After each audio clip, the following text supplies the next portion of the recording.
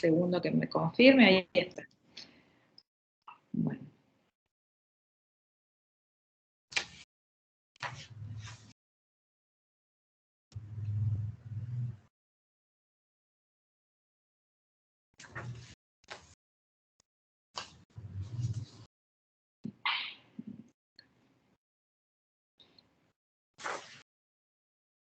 Bueno.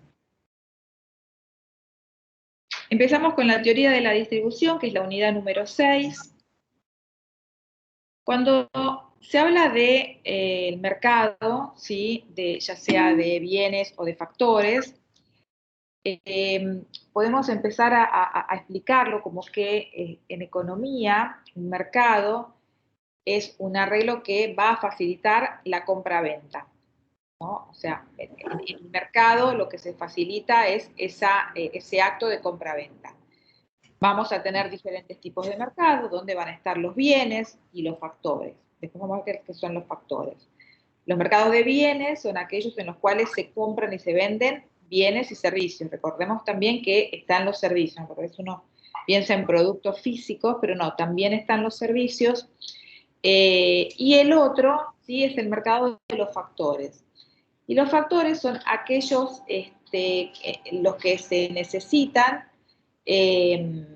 para poder producir, ¿no? Y acá tenemos la tierra, el trabajo y el capital.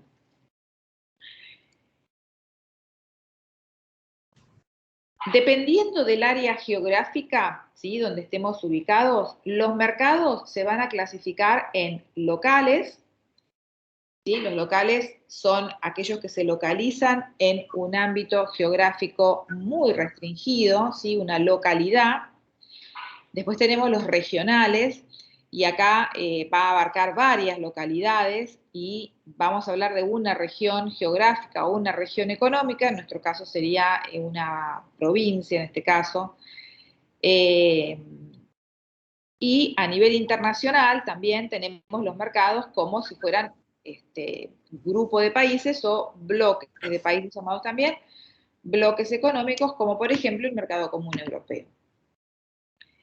Dentro de los nacionales vamos a tener mercados que integran la totalidad de las transacciones comerciales internas dentro de las fronteras de un país, y también se lo puede denominar mercado interno al mercado nacional. Y el mundial, que es el conjunto de transacciones comerciales internacionales entre diferentes países, ¿sí? Llamado mercado mundial, o también mercado internacional o mercado globalizado.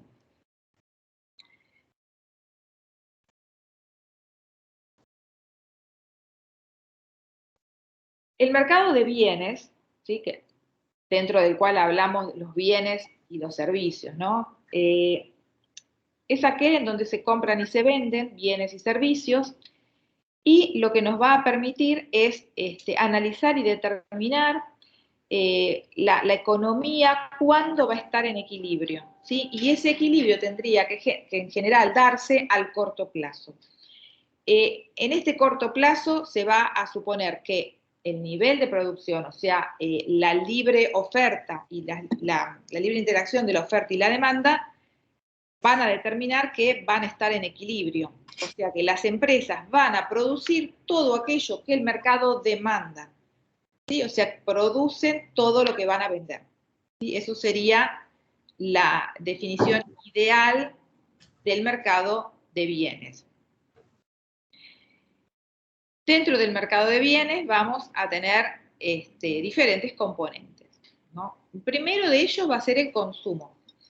Y el consumo, en este caso, va a depender de diferentes factores, pero principalmente de lo cual va a depender el consumo es del nivel de renta. O sea, el consumo autónomo, que es aquel que se realiza aunque no haya ingresos, ¿sí? Es el consumo de la supervivencia, es la renta mínima.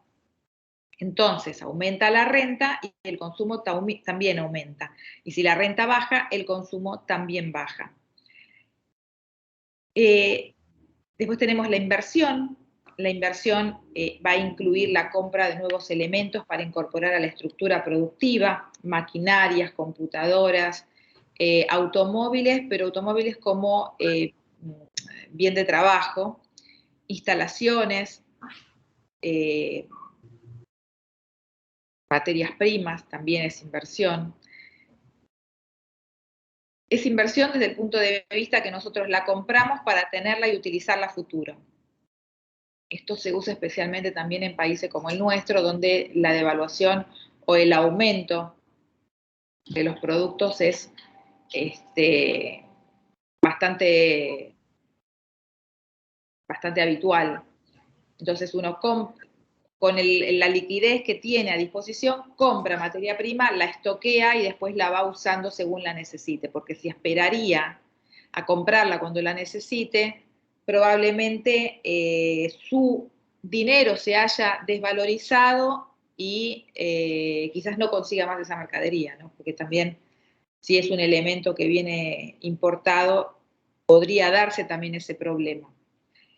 Entonces, cuando vamos a hablar de inversión sobre la materia prima que entra a la empresa en forma de inversión, va a estar indicada como aumento de las existencias en depósito, ¿no? Aumento de los stocks.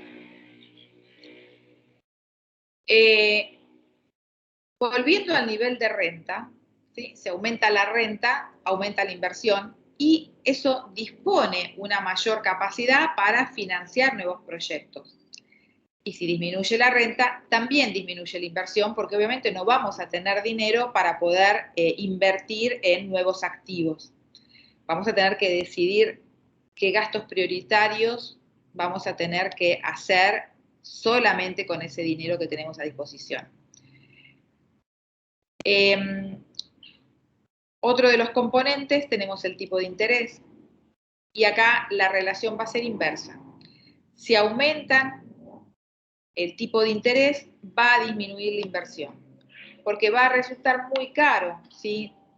Hacer nuevos proyectos, por lo que se van a descartar los que ofrezcan menores rentabilidades. Es decir, que va a disminuir el número de proyectos de una inversión cuya rentabilidad no sea lo suficientemente atractiva como para llevarla a cabo.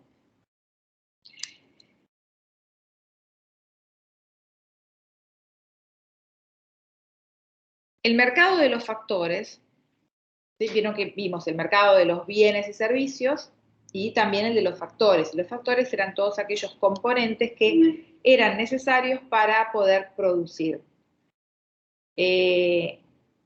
Entonces, dentro de estos factores vamos a tener el factor trabajo, el factor capital y el factor tierra. Estos tres factores completan el circuito del análisis económico.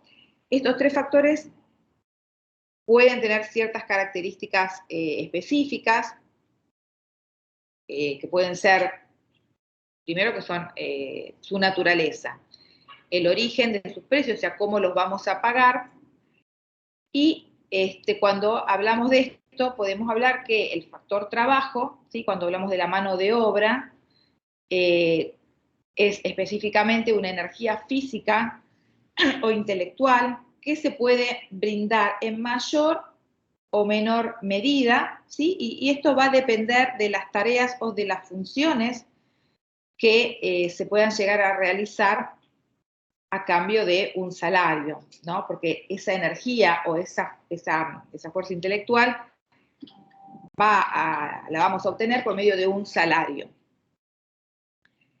El factor capital es el monetario, ¿sí? Es el dinero, es la liquidez, son los excedentes monetarios, pueden ser colocados por una empresa para facilitar su función y el precio del capital va a ser, a ver, el precio del costo de capital es muy difícil de estimar, ¿no?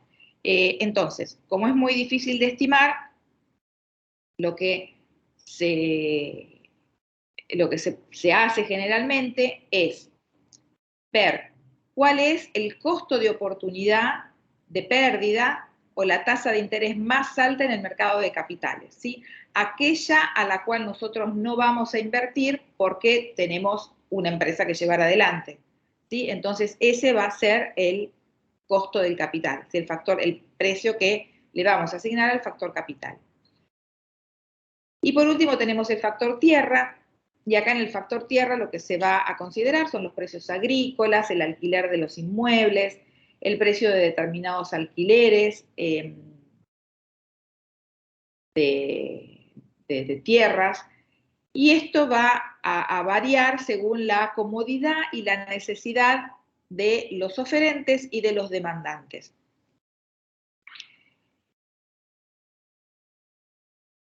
Hay una serie de leyes que rigen el mercado, y entre ellas podemos nombrar algunas como, por ejemplo, la ley de demanda, ¿sí? Que para el factor trabajo va a significar que cuanto mayor sea el salario, menor va a ser la demanda, ¿sí? Cuanto más salario, cuando el salario sea más alto, menor personal vamos a necesitar. Fíjense que hay trabajos que siempre hay solicitud, ¿no? Siempre se necesita gente, pero hay otros trabajos más jerárquicos donde la búsqueda del personal es muy específica y muy esporádica. No es que todo el tiempo encontramos la búsqueda de ese tipo de personal. La ley de la oferta, en cambio, para el factor de trabajo va a significar que mientras mayor sea el salario, mayor va a ser el trabajo, ¿sí? Porque quiere decir que cuanto más paguen, más gente va a querer hacer ese trabajo. La ley de demanda para el factor de capital va a ser que mientras mayor sea la tasa de interés, menor va a ser la demanda. Cuanto más caro cueste financiar ese proyecto, directamente no lo pido porque puede que no tenga utilidades, sino que vaya en pérdida.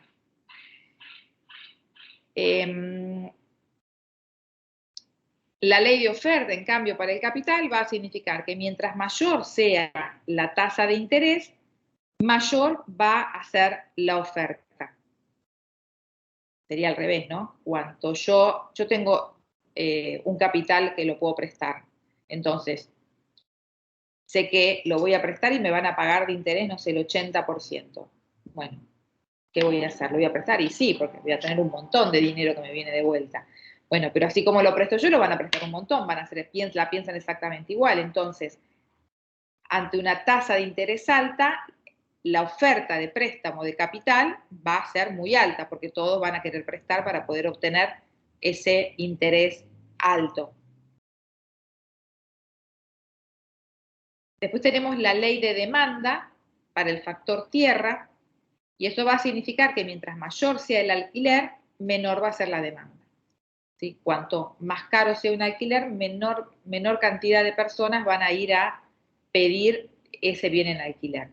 Y la ley de oferta para el alquiler, que cuanto mayor sea el alquiler, mayor va a ser la oferta. Entonces, un poco para cerrar este tema, el funcionamiento del mercado, de los factores, va a estar dado por las leyes económicas de demanda y de oferta, ¿sí? En tanto que estos no sean intervenidos, ¿sí? O sea, que el Estado no ponga mano en medio de este mercado. Ahora, pasando del mercado de factores y del mercado de bienes y servicios, vamos a pasar a otro mercado igual importante, que es el mercado del trabajo, ¿sí? Donde vamos a tener los diferentes componentes del trabajo, ¿no? En el mercado del trabajo, suponiendo siempre que acá vamos a tener que empezar a hacer supuestos, porque si no hay muchas cosas que no se van a dar. Entonces, nuestros supuestos van a ser que vamos a estar trabajando en pleno empleo, ¿sí? Nuestro supuesto se va a basar en eso, en que hay poco desempleo y que estamos trabajando en competencia perfecta. Entonces, vamos a tener oferta laboral y demanda laboral. Cuando hablamos de oferta laboral, oferta sí va a ser el número de personas que van a estar dispuestas a trabajar en una economía. ¿Y qué va a influir en esa gente que va a querer ofrecer sus servicios? Va a depender del salario y de la población activa, ¿sí? O sea, de la gente que esté dispuesta a trabajar. Mientras que de la otra parte, la demanda laboral es el número de puestos de trabajadores que están dispuestos a contratar. ¿Sí? Es la solicitud de empleados que hay en el mercado, la necesidad. Y acá va a depender también del salario y de la productividad de los trabajadores. Si la productividad aumenta, ya que se está dispuesto a contratar más empleados, es debido a los ingresos y a los beneficios que se obtienen. Entonces, la productividad de los trabajadores y el salario para la demanda. Y para la oferta tenemos salario y población activa. Acá podemos ver la curva de oferta y demanda del trabajo con el punto de equilibrio, y el punto de equilibrio lo da el salario, ¿sí? Aquel para el que el número de trabajadores dispuestos a trabajar va a coincidir con lo que las empresas están dispuestas a contratar. Y ahí llegamos al punto de equilibrio entre salario y fuerza laboral. Ahora, uno de los componentes del trabajo. El salario se lo puede asociar a la productividad. A mayor productividad de los trabajadores, los sueldos van a ser más altos. Y las empresas van a estar dispuestas a pagar en más, ¿no? Porque vamos a producir más en el mismo tiempo. Entonces, la productividad alta va a depender de capital humano. Este capital humano va a tener formación, experiencia y motivación, bienes de capital disponibles y desarrollo tecnológico, ¿sí? Esas maquinarias que van a usar los empleados para hacer su trabajo, y la organización y la gestión empresarial. Todo eso tiene que ver con el salario y la productividad. El mercado del trabajo tiene una serie de imperfecciones, ¿sí? Cuando el mercado no es de competencia perfecta, que es lo que pasa, suele suceder que en los salarios van a influir el Estado y los sindicatos por medio de sus convenios. O sea, no hay un libre juego de oferta y demanda en los salarios. ¿Por qué? Porque hay una intervención del Estado y de los sindicatos. Por lo tanto, el trabajo tampoco es homogéneo, ¿no? Va a haber diferencias, por lo cual los salarios van a tener diferentes costos, ¿no? Hay quien gana menos, quien gana más, pero hay un porqué de por qué uno gana menos y otro gana más. ¿Por qué? Primero por las condiciones laborales, ¿no? Hay gente que tiene trabajos de empleos nocturnos, empleos desagradables o peligrosos, ¿sí? Entonces, donde quizás la fuerza física sea más fuertes, más desgastantes, más usurantes. Después también hay otra diferencia que se agrega a esto, ¿no? Y es el capital humano. Hay personas que tienen más experiencias y más formación, y cualitativamente hablando también, quizás mejor formación. Otra de las diferencias, talentos y habilidades. ¿Sí? Hay personas que los tienen y otras que solo terminaron la universidad, pero talento y habilidades no tienen, o sea, son los que se llaman habilidades blandas, las soft skills, el poder gestionar, el poder tener dotes de líder, el poder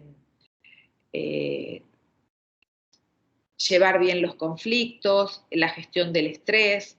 Sí, hay personas que esto lo pueden llevar adelante mejor y esas son las personas que tienen más capacidades de hacer la diferencia con algún otro. Después también tenemos los salarios como incentivos y algo que no es bueno, pero todavía está, y es la discriminación, ¿sí? No solo con mujeres, ¿no? Sino con un montón de cosas. Así que bueno, eso también, ¿sí? Hace que el trabajo pierda homogeneidad. Ahora, bueno, tenemos una serie de cuotas obligatorias en el sector público sobre mujeres, sobre trans, hay sobre también personas discapacitadas que tienen que tener un cupo, ¿sí? Ahora hay una cierta tutela, pero igualmente la no homogeneidad existe, porque sí, o sea, cumplen el cupo, pero después no es que hay más fuera del cupo. Y así como hablamos del salario, hablamos también del desempleo, ¿sí? Y cuando hablamos de desempleo, cuando nos referimos a desempleo, es aquella población que estando en edad de trabajar, ¿sí? Con más de 18 años, bueno, incluso acá en Argentina con más de 16 años uno puede entrar en el mercado laboral, incluye a aquellos que están, o sea, la población activa de un país va a incluir a los que están ocupados y los que están trabajando y a aquellos que están desocupados, ¿sí? Todos forman parte de una población activa, aunque no estén trabajando. Entonces, vamos a tener la población ocupada, que es aquella parte de la población activa que tiene trabajo. Y la población desocupada, que es esa parte de la población activa que quiere trabajar, pero que no encuentra trabajo. ¿Sí? O sea, aclaremos, no es que está desocupada y no le importa nada. No, no, es esa gente que quiere estar trabajando, pero que desgraciadamente no lo encuentra. Ahora, aparte de la población activa, también lo que vamos a tener es una población inactiva, ¿sí? La población inactiva es aquellas personas que, estando en edad de trabajar, no buscan empleo, ¿sí? Acá podemos encontrar estudiantes, jubilados, amas de casa, personas con incapacidades laborales y también quien no desea trabajar, entre otros.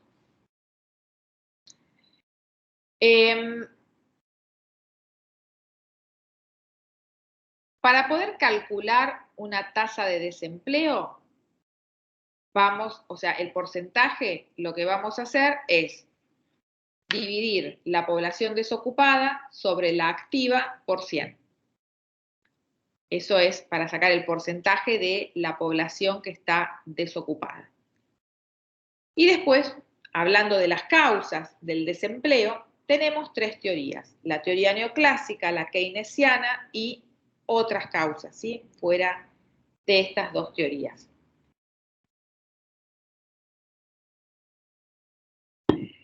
La teoría neoclásica son los defensores del liberalismo.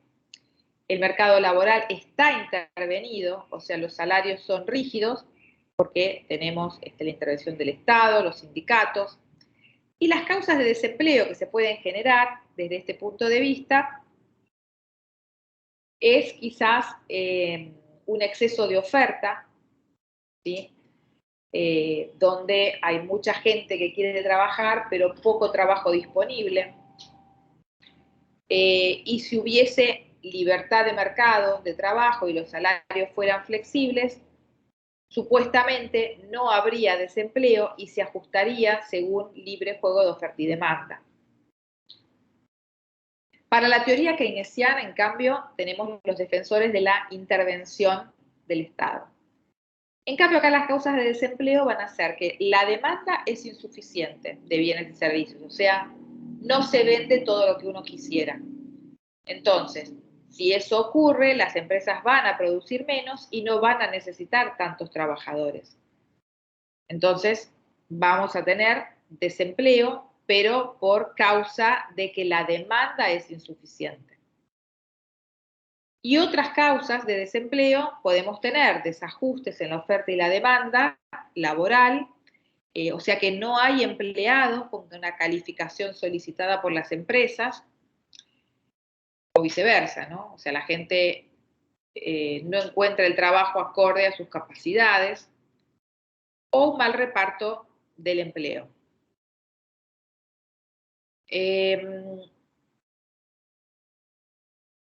Estos desajustes de oferta y demanda, a veces cuando las empresas deciden de cambiar región, Esto ha pasado en India, muchas empresas europeas decidieron, por la presión tributaria que tenían, muchas se han ido a Europa del Este, ¿sí? Donde la presión sindical, más que nada la sindical, y la tributaria sobre el trabajo no era tan fuerte. Y otras, con muchísimos más empleados y de un volumen muy grande de trabajo, decidieron emigrar a India. ¿Sí? Entonces, llegando a India, no tenían el personal calificado como para poder manejar la fábrica o como para poder manejar las maquinarias. Una empresa que hizo esto, que yo conozco 2 ingenieros que fueron a trabajar a India por 5 años para poner en marcha la planta y para formar todo el personal. Fueron 2 ingenieros que trabajaban para Panini, la fábrica de figuritas. Esa fábrica tiene la sede en Italia y ante todas las presiones de los sindicatos decidieron diversificar y se fueron, o sea, se quedaron solo con la sede administrativa en Italia y toda la sede productiva está en India. Bueno, y fueron muchos, no solo estos dos son los que yo conozco, pero muchos fueron para trabajar, para formar a los hindúes a trabajar en esa fábrica. Entonces ahí ya hay un desajuste de oferta y demanda porque en ese lugar no había empleados con la calificación solicitada por la empresa. Entonces, fueron empleados desde Italia, lo formaron, obviamente habrán pedido también dentro de lo que es, no eran solo obreros, también se necesitaban ingenieros, técnicos, y era armar una planta entera. Entonces, la necesidad era de diferentes profesionales, pero todos tuvieron que tener su formación porque no había otra fábrica similar, ¿sí? Bueno, vamos a hablar ahora entonces de los tipos de desempleo. Los tipos de desempleo son, o sea, todas esas personas que están sin trabajo pueden entrar en una de estas cuatro características. Puede ser un desempleo friccional o transitorio. Este está siempre. Los trabajadores cambian de empleo y cambia ¿por qué? Porque quizás están buscando el primer empleo o prefieren mejorar su situación eh, o ya no se sienten cómodos en el trabajo que están, no tienen posibilidad de crecimiento y deciden irse a otra empresa, obviamente con un puesto mejor. O sea que es un problema de la perspectiva del trabajador, ¿no? De la esperanza del trabajador, de las necesidades propias del trabajador, y no es un problema social, ¿sí? El que tiene un desempleo friccional es un desempleo que la misma persona decide renunciar a un trabajo para ir a buscar otro.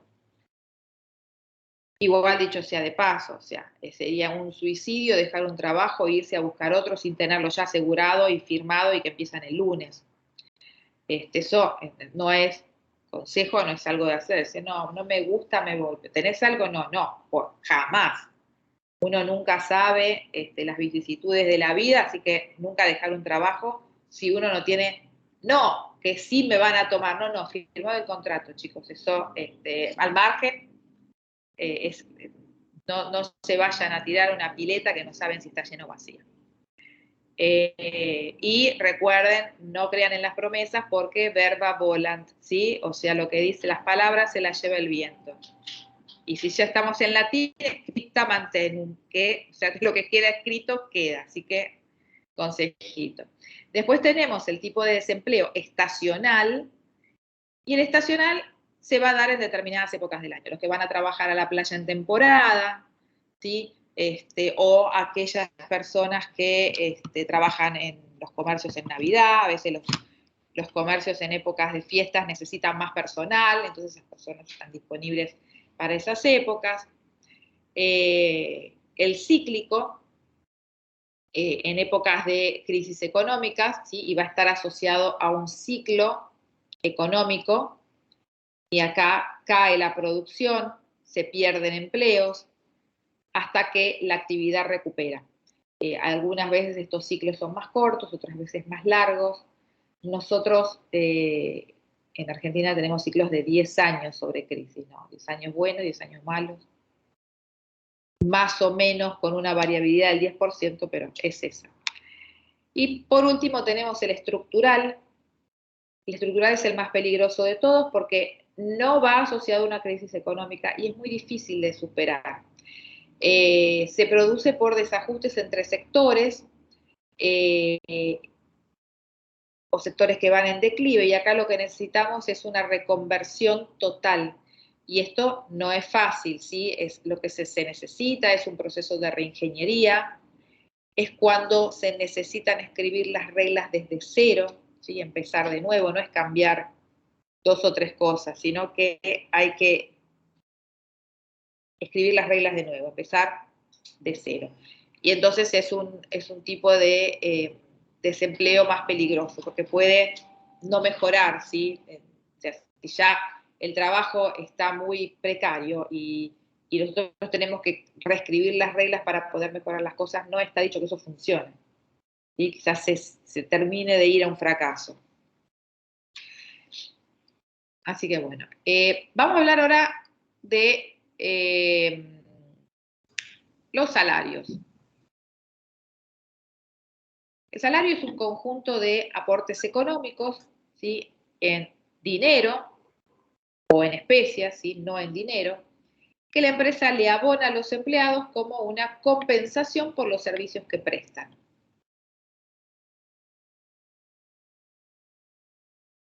Cuando uno va a trabajar en una empresa, la empresa tiene un objetivo, ¿no? Y ese objetivo es el objetivo del propietario, del dueño, de la sociedad, pero no es nuestro objetivo.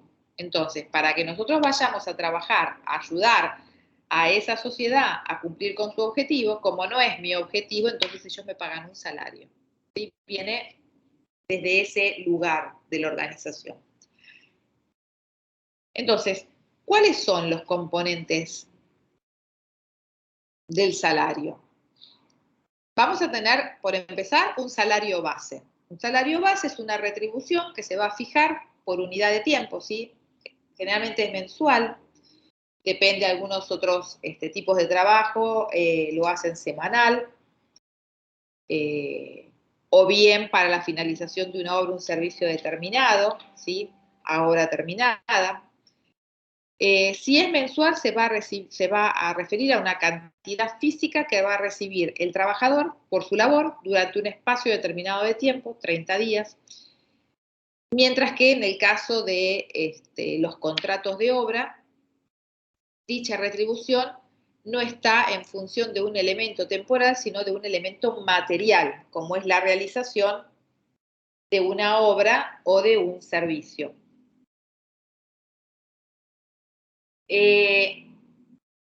Tenemos también los complementos salariales, ¿sí? Además del salario base, también tenemos aportes a los trabajadores en función de una serie de circunstancias relacionadas con el trabajo y con su característica personal. Acá podemos incluir la nocturnidad, la peligrosidad o la antigüedad.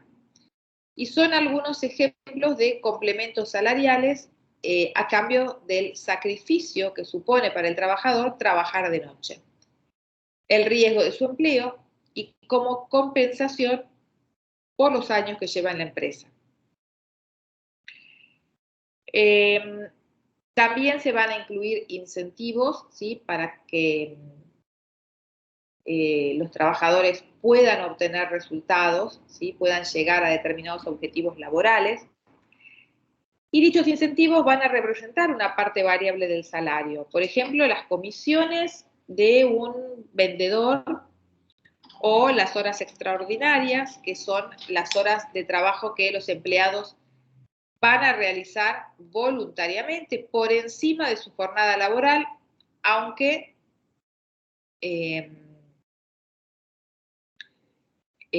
siempre tenemos que estar dentro de ciertos límites legales, ¿no? Porque tampoco es trabajo esclavo que esté todo el tiempo trabajando.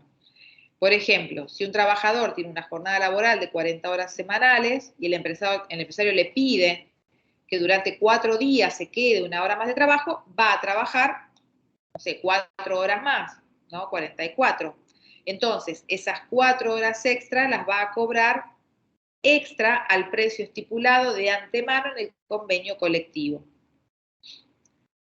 Hay muchas veces que uno firma un contrato y supone que las horas extras se pagan aparte.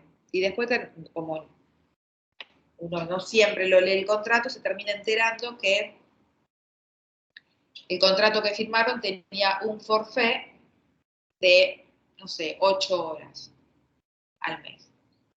Esto quiere decir que se trabaja forfait, quiere decir que si ustedes hacen 40, el contrato es por 40 horas semanales, pero les puede pedir la empresa que trabajen hasta 8 horas más, esas 8 horas más entran en forfait dentro de el salario. Ahora, cuando van a ver la conformación del salario, van a tener un salario X, tipo 100, y después van a tener 20 de forfait. ¿Qué es eso? O sea, quiere decir que yo te doy un poquito más de plata por esas horas que vos te quedas de más, pero no te pago como si fueran horas extras. Si fueran horas extras, esas 80 estarían costando 60 más, ¿no? Cobraría 160. Pero como le paga por forfait, le paga solo 20. ¿Sí? Esa es un arreglo es una vivada más que un arreglo de los últimos años. En Europa, cuando llegó la crisis del 2009, la de la ley Mambrada, del 2008-2009, las empresas empezaron a hacer eso, porque era muy cara la hora extra. Entonces, y necesitaban que los trabajadores se quedaran, entonces empezaron a pagar de esa manera. Y después, bueno, superadas las 8 horas, ahí sí cobran hora extra, pero para que superan las 8 horas al mes es muy difícil porque también uno dice, no, yo está bien, trabajo más, ¿puedo trabajar? Sí, puedo trabajar más, pero después tenemos los sindicatos que también te están atrás porque vos tenés que tener un descanso mínimo. Entonces, por más que vos estés de acuerdo que querés trabajar más y tu jefe te deje, tenés el sindicato que se mete en el medio para que tomes tu descanso, porque lo necesitas, ¿sí? No es que uno tiene, habrá guardado un minutito.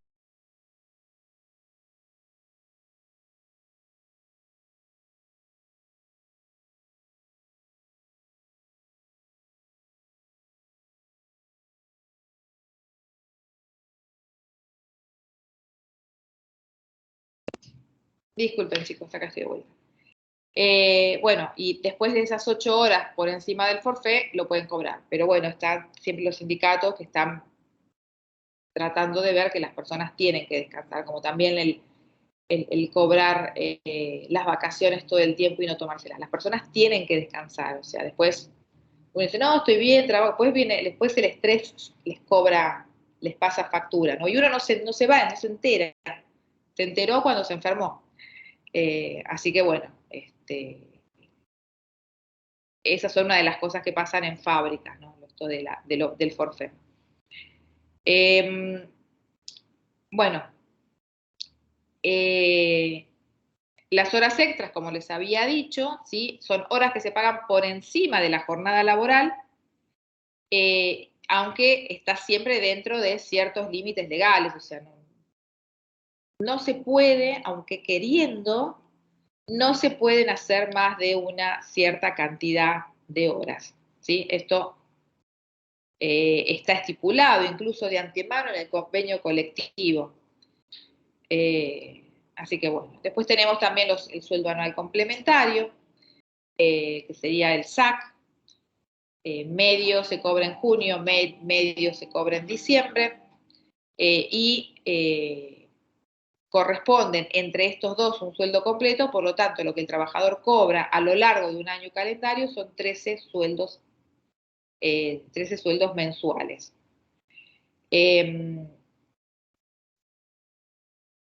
Y después tenemos los salarios en especie, que es una especie de aportación no dineraria, pero sí valorable, dentro del salario del trabajador.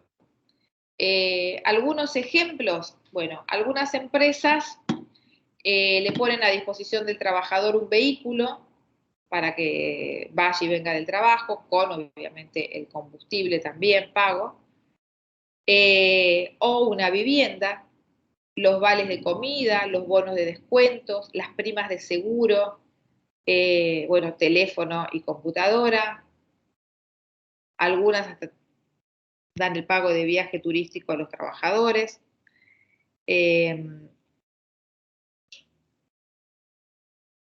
más? Si no, en algunas que no les dan el vehículo, pero sí tienen el reembolso de los kilómetros.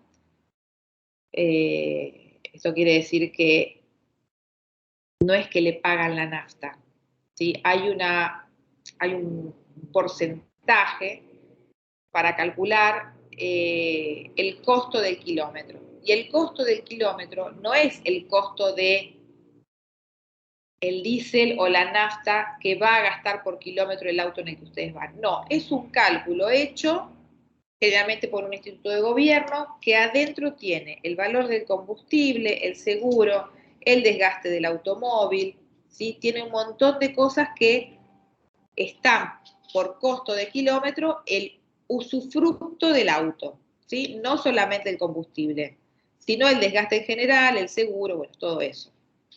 Y algunas empresas, si bien no dan el auto, sí pagan el costo del kilómetro.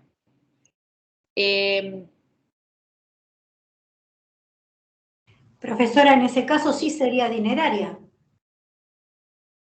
En ese caso sí, pero va aparte y para que vos lo uses en tu trayecto, ¿sí? Para que lo inviertas en el auto. Si bien es dinero, porque te podrían decir también, no sé si, creo que es, no sé si acá hay una fábrica, no sé si es Mercedes, ahora no me viene, sé que lo escuché. También te puede decir, no te lo pago en especies, así como ser no te doy el dinero, pero sí vas a cargar a tal estación de servicio, te van a cargar, vos no tenés que pagar. Claro, con sistema de cuenta corriente Claro, del se te rompió el combustible. auto, vas a nuestro mecánico, te pagamos el seguro, ¿sí? Y la empresa se hace cargo de todas esas cosas. Pero a veces la empresa no es tan grande y eso es engorroso. Entonces, ¿qué hace? Le paga el costo del kilómetro y el que se hace cargo es el trabajador.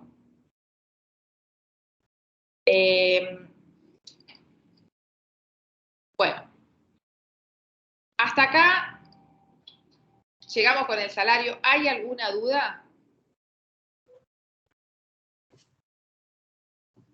No. Bueno, vamos a En el seguir. caso, una pregunta.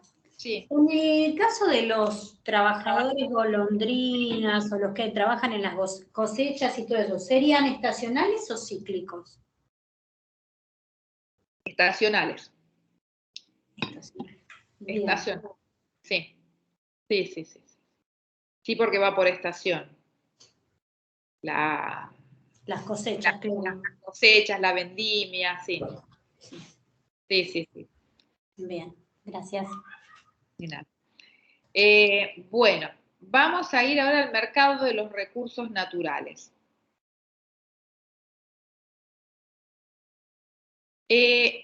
Los recursos naturales ya habíamos hablado, se van a clasificar en dos categorías. Vamos a tener recursos naturales renovables, que son recursos que pueden ser usados repetidamente, ya que son constantemente repuestos por la naturaleza, y los no renovables, que son aquellos que pueden ser usados solo una vez y que no son después repuestos por la naturaleza.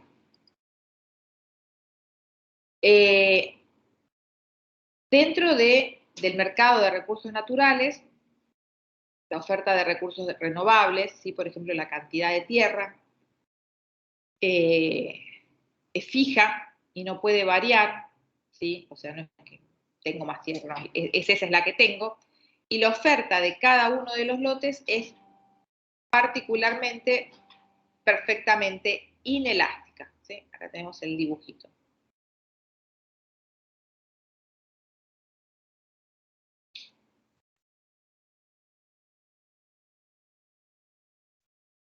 La oferta de los recursos naturales no renovables, ¿sí? Hay tres tipos de concepto de oferta. Tenemos primero el stock de recursos naturales no renovables, que es la cantidad en existencia en cualquier momento dado, y es una cantidad fijada independiente del precio del recurso. El stock conocido como recurso natural no renovable es la cantidad que fue descubierta.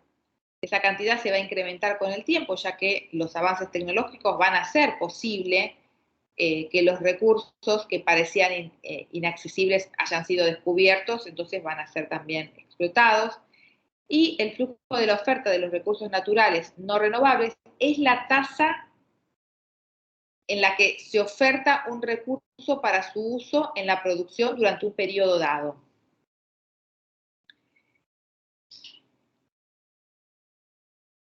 Acá lo tienen.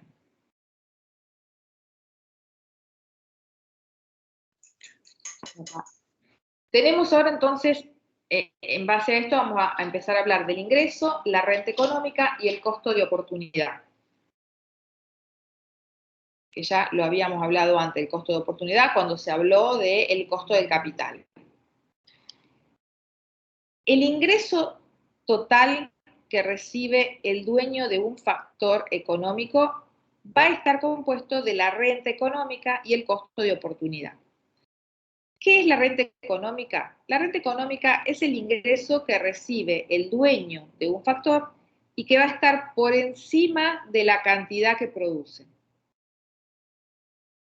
¿Sí? Entonces va a estar por encima de la cantidad que produce y va a tener entonces una renta. El costo de oportunidad de usar el factor es el ingreso requerido para inducir al dueño a ofrecer su factor en el mercado, ¿sí? Que va a ser el valor del factor en su segundo mejor uso. ¿Sí? Es aquel que yo no tomé porque tomé otro. ¿Sí? Es el de oportunidad, el que dejé. Entonces, ese es el que me va a dar el valor del costo. Entonces, la renta económica va a tener una elasticidad de oferta del factor. Cuanto menos elástica sea la oferta, mayor va a ser la proporción de la renta económica en el ingreso del factor. ¿Sí? Entonces, el costo de oportunidad, esto es la renta. Por encima de esa es la oferta. Por encima de la oferta vamos a tener una renta económica. Y por debajo, que es aquella que no elegimos, va a ser el costo de oportunidad. Si la oferta es perfectamente inelástica, todo el ingreso del factor es renta económica. ¿Ok? Acá, esperen que... Ahí está. Sí. Si es perfectamente inelástica, todo no hay costo de oportunidad. Todo es renta económica.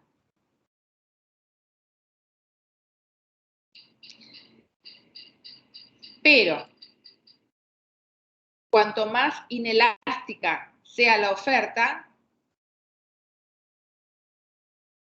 cuanto más elástica sea la oferta del factor, menor va a ser la porción de renta económica. Y entonces ahí es donde vamos a tener el factor que es el costo de oportunidad.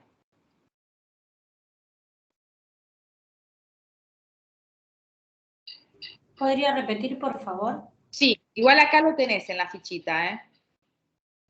Cuanto más elástica sea la oferta, ¿sí?, del factor, menor va a ser la proporción de renta económica en el ingreso de ese factor. Entonces, cuando la oferta es perfectamente elástica, ¿sí?, es plana, todo el ingreso del factor va a ser costo de oportunidad.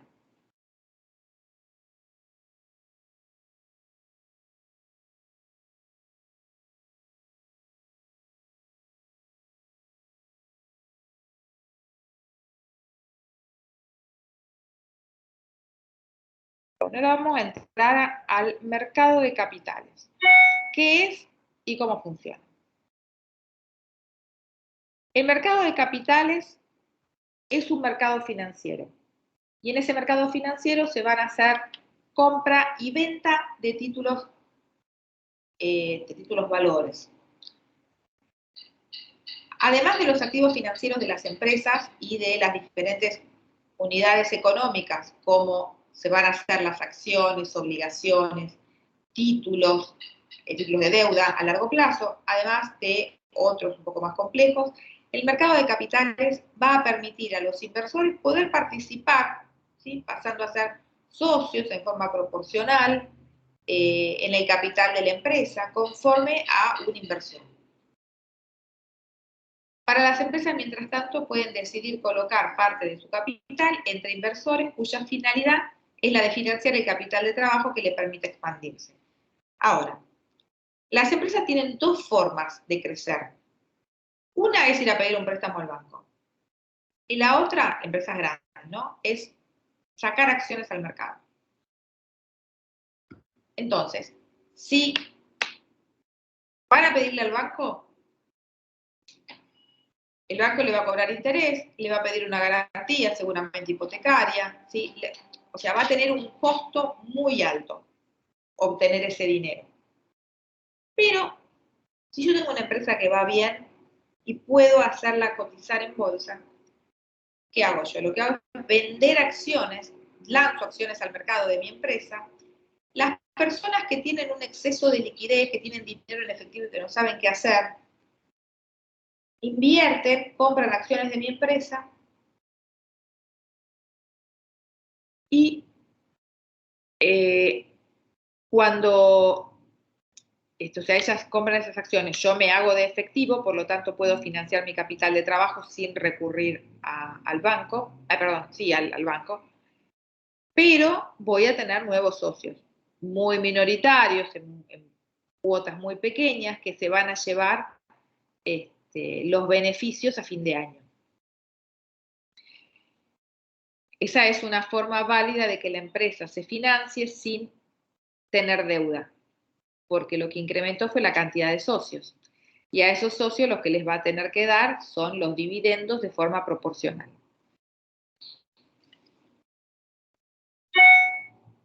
Entonces, por eso que se dice que las empresas pueden decidir colocar parte de su capital entre inversores externos, cuya finalidad es la de financiar el capital de trabajo, que es lo que le va a permitir a la empresa expandirse. Ahora, ¿cómo funciona el mercado de capitales? Algo a tener en cuenta es que si se compra, o sea, comprar como sinónimo de palabra vamos a poner invertir, o sea que si se compra o invierten en títulos de una compañía, van a pasar a ser socios de dicha empresa, ¿no? Lo que yo le decía, proporcionalmente al capital que posee la empresa en acciones. Y se va a hablar de una importante liquidez en el mercado de capitales, que permitan la compra de títulos de una forma masiva. Ahora, cuando hablamos de inversión, obviamente uno no puede no pensar en que puede llegar a haber un riesgo. Y toda inversión es riesgosa, eso no hay duda. Todas las inversiones tienen un cierto margen de riesgo y va a variar según lo invertido, ¿no? Existiendo otros factores como en el mercado, en el momento de la inversión.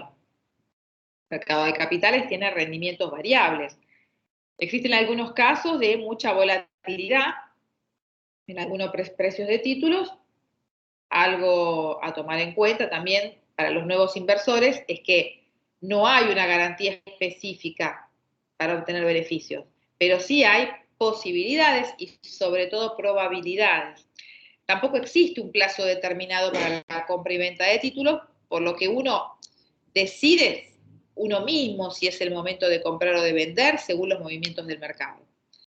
Ayer, por ejemplo, los que pensaban que estaba bien invertido bien con Zuckerberg, WhatsApp, Instagram y Facebook, ayer se les esfumó de las manos como si tuvieran agua. ¿Entienden? ¿A qué se refiere con la volatilidad del mercado? O sea, hoy estás, mañana no. Entonces, eso también queda en la persona que invierte y en el riesgo que quiere llevar.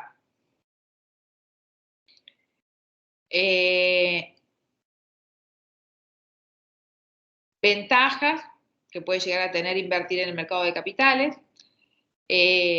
Permite tener una alta rentabilidad a largo plazo. Se puede distribuir el potencial de riesgo en un portafolio de inversión, o sea, no invertir todo en la misma empresa, sino poner los huevos en diferentes canastas, ¿no? Se diría. Un portafolio es eso, son varias empresas y uno diversifica la inversión.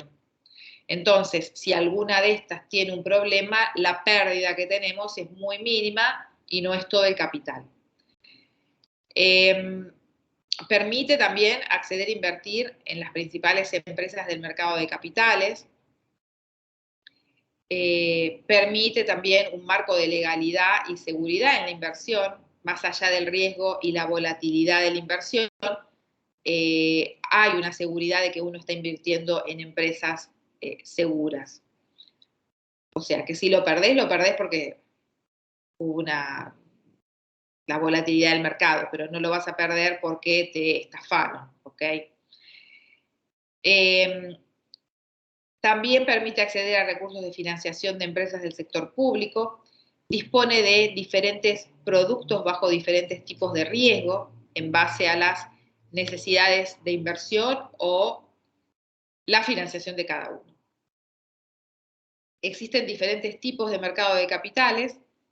Tenemos el mercado primario y el mercado secundario. El mercado primario es el mercado de emisión. Y acá se van a transmitir por primera vez los valores emitidos y van a cambiar de manos entre el emisor y el comprador. Y el mercado secundario analiza la compraventa de los títulos emitidos en el mercado primario, y en él van a estar los activos que se intercambian entre compradores para dar liquidez a los títulos y para fijar los precios.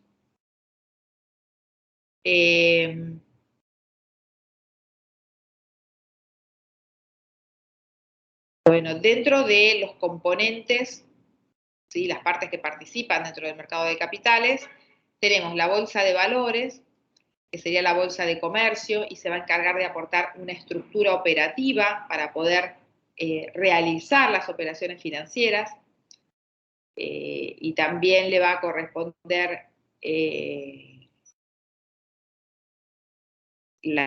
dar fe de las cotizaciones e informar al inversionista la situación financiera y económica de la empresa que ha invertido en sus instrumentos financieros.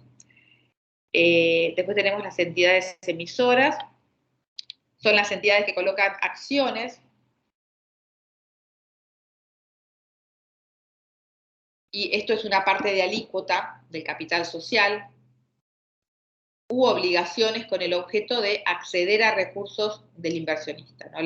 Estas entidades emisoras pueden ser sociedades anónimas, el mismo gobierno, instituciones de crédito, entidades públicas, bancos.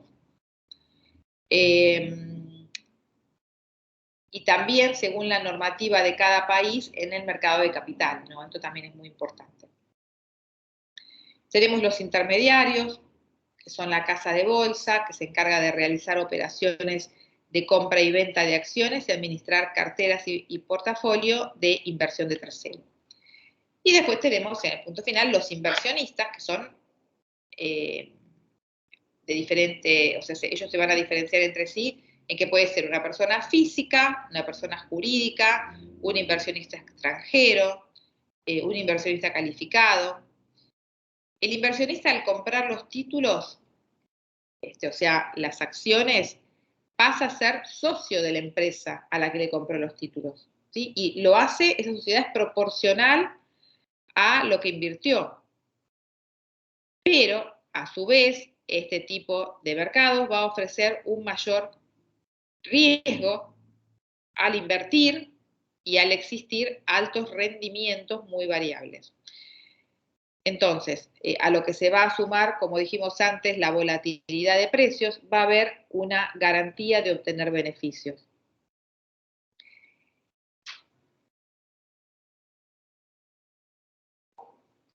Bueno, a ver si hay algo más. No. Bueno, y el último tema que nos queda por abordar de acá dentro de la distribución es la tasa de interés. La tasa de interés es ese porcentaje al que está invertido el capital en una unidad de tiempo. Y se refiere, ¿sí?, al interés como el precio del dinero en el mercado financiero. Es el costo del uso del capital.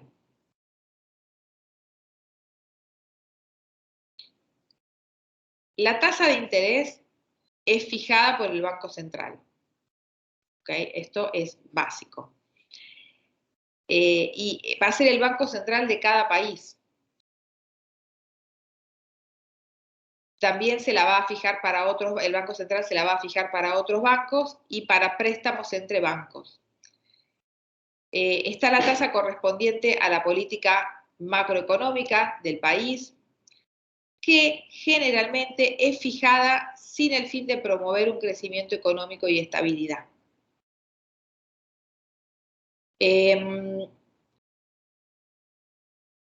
Las tasas de interés de los bancos al público se van a basar más en un factor que va a depender de una situación de los mercados de acciones de un país determinado. Si los precios de las acciones están subiendo, la demanda de dinero, ¿sí?, o sea, demanda de dinero para comprar esas acciones que están subiendo, aumenta. Y con ello también aumenta la tasa de interés.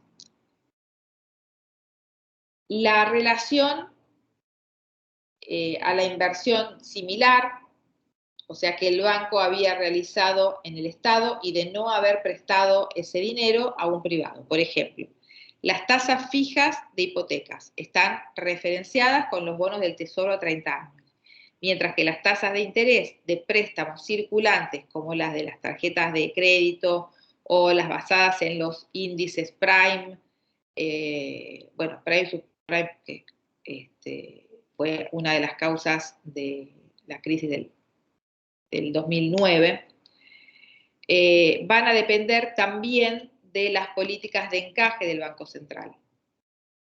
¿Sí? Acá hay algo que tiene que ver un poco con el manejo del Banco Central.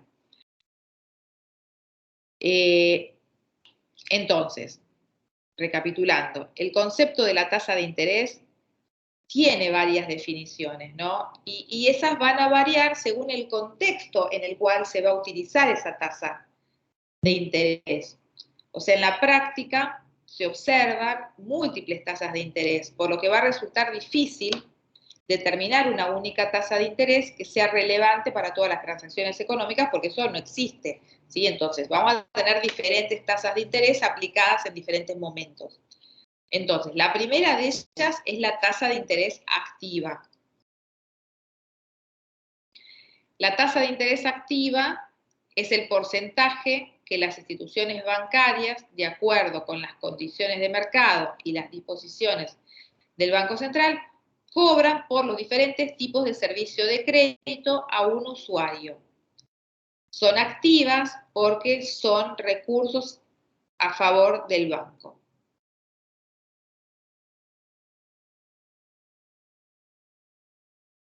¿Ok? Después tenemos la tasa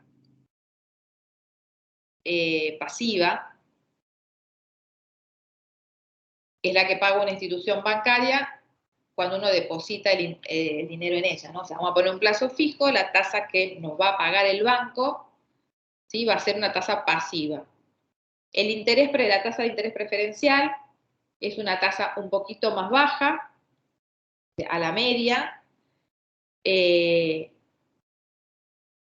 Por ejemplo, nosotros vamos a comprar un auto o capital de trabajo.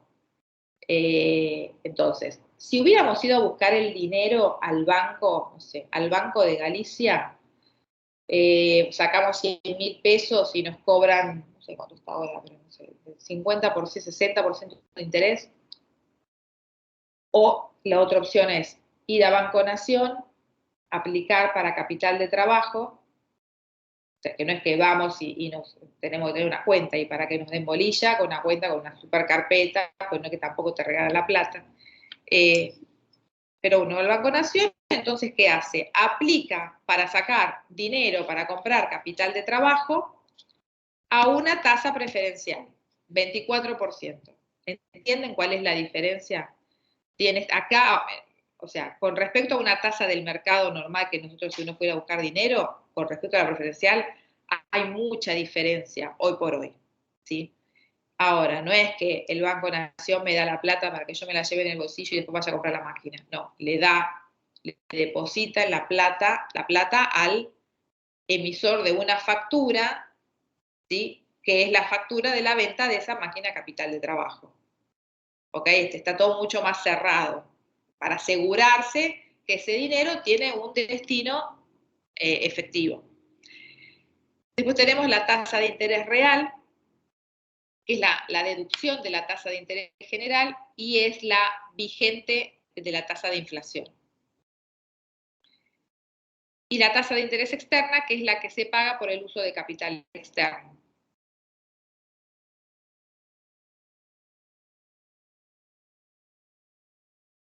Entonces, en términos económicos, la tasa de interés es la cantidad que se abona en una unidad de tiempo por cada unidad de capital invertido. Es decir, es el precio que tiene nuestro dinero, el valor tiempo del dinero.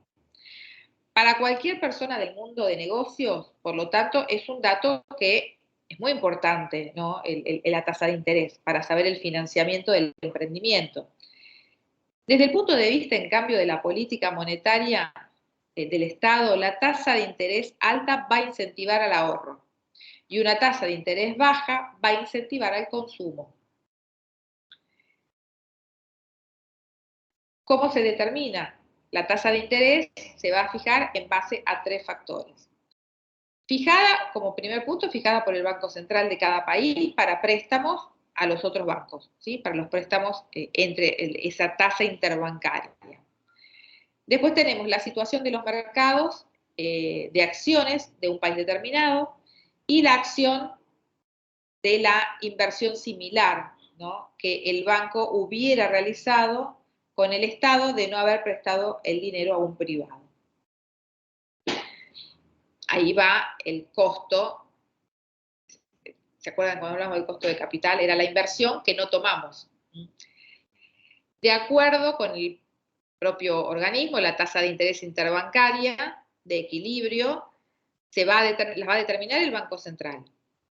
Y esa va a estar en base a cotizaciones presentadas por las instituciones de crédito teniendo como fecha de publicación en el boletín oficial. ¿Sí? Eso está publicado en el boletín oficial. Y las expectativas existentes sobre la tasa de inflación o también en otros países tienen tasas de deflación, que es peor que la tasa de inflación.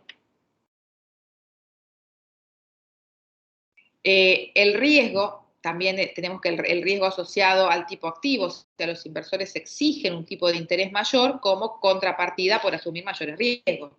Pero que cuando uno invierte y tiene una tasa fabulosa, bueno, esa tasa fabulosa muchas veces, por no decir el 100% de las veces, denota una inversión de alto riesgo. Entonces, ¿por qué se da la tasa alta? Y para poder captar capital, porque pues una bomba de tiempo, no sabes cuándo va a explotar, o sea, estar un poquito y después retirarse, porque no dura mucho. La preferencia también por la liquidez, cuanto menos líquido sea activo, mayor compensación van a exigir los inversionistas. Entonces, de este motivo, suelen exigir retribuciones mayores por inversiones a mayor plazo. ¿Sí? Es decir, bueno, okay, yo te dejo el dinero a 6 meses, ¿no? En lugar de un plazo fijo por 30. Obviamente que la tasa de interés va a ser más alta, porque uno deja de contar con su capital por un montón de tiempo. Entonces, esa tasa tiene que ser apetitosa para esa persona, para poder dejarle el dinero tanto tiempo. Así que bueno, hasta acá llegamos un poco con toda la unidad. Lo último fue la tasa de interés.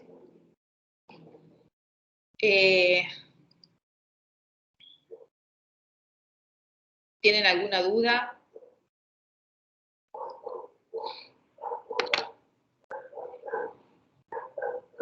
No, profesor, una consulta.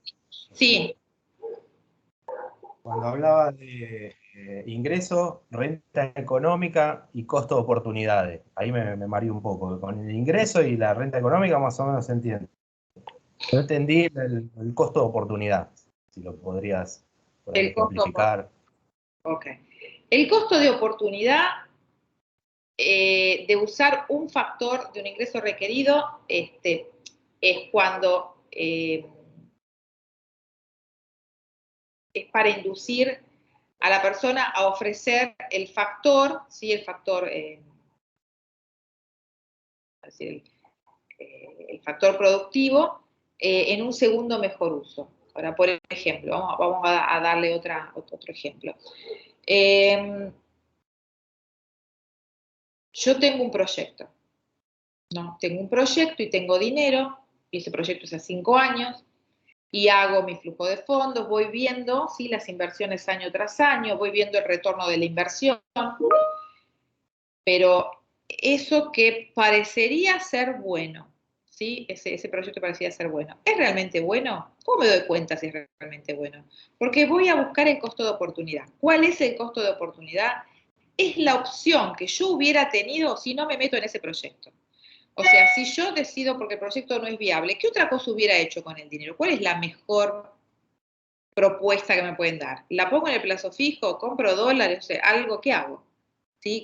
Invierto en un fondo, estos fondos que tienen muchos fondos internacionales que tienen empresas muy grandes y que tienen más o menos un portfolio que tiene una rentabilidad asegurada. ¿Qué hago? ¿Y cuánto me da eso? Bueno, eso te va a dar una rentabilidad del 12% anual.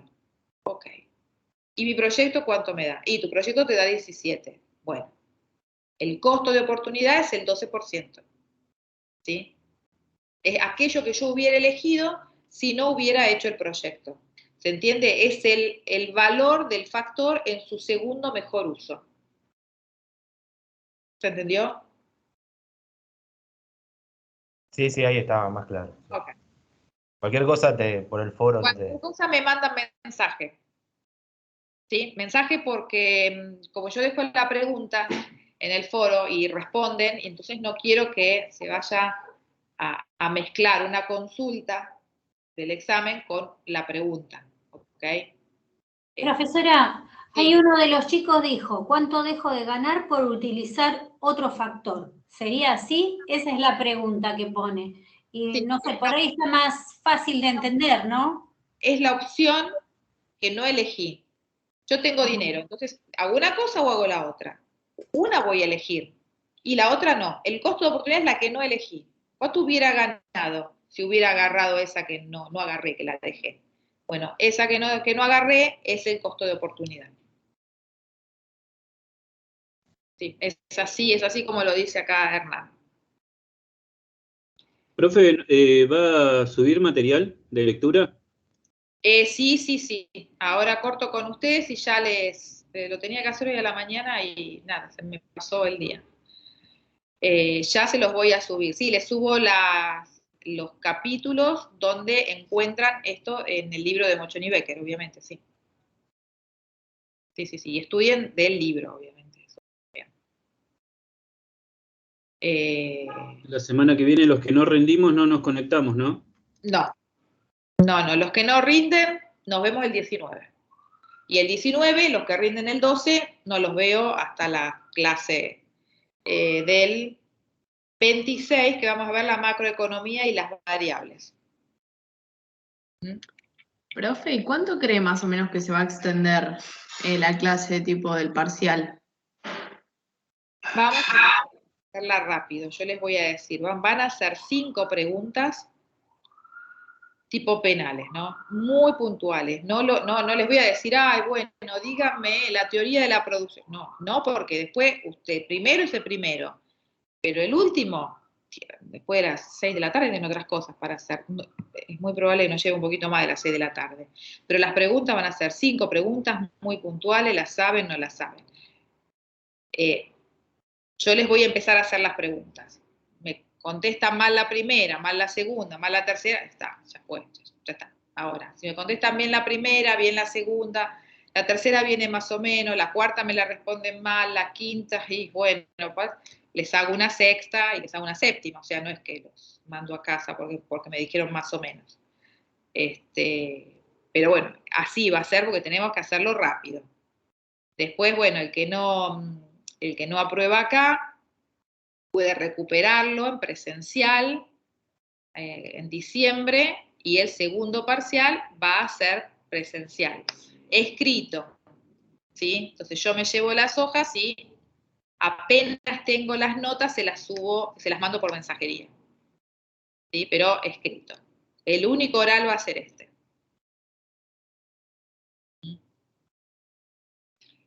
Así que bueno, o sea, si les va mal acá, después tienen la oportunidad de recuperarlo de manera escrita. Pero no sé, qué sé yo. Estudien para ahora, chicos, así ya no piensan más en esto, ¿sí? No tienen que volver a hacer. Así que bueno. ¿Alguna otra preguntita? Recuerden los que se van a conectar el 12 y los que se van a conectar el 19. Cuando yo habilite esto, ¿sí? Teams, va a tener 2 salas. La sala de espera y todos entran en sala de espera. Y yo de a uno los voy a ir llevando a la otra reunión, que es la sala de examen. Y ahí van a rendir tranquilos, solos, el examen, ¿sí? Van a ir pasando de a uno. Yo los voy a ir a buscar y vamos a ir a la sala de examen y ahí van a ir rindiendo. Y se van a ir desconectando después. Hacemos así. A las 4 en punto, 15:59, estamos empezando. Tengan a mano el DNI, me lo van a mostrar. Y nada más que eso. Si necesitan certificado de examen, me lo mandan antes, ¿sí? Así yo antes, la media hora antes al examen, ya se los completo y se los mando.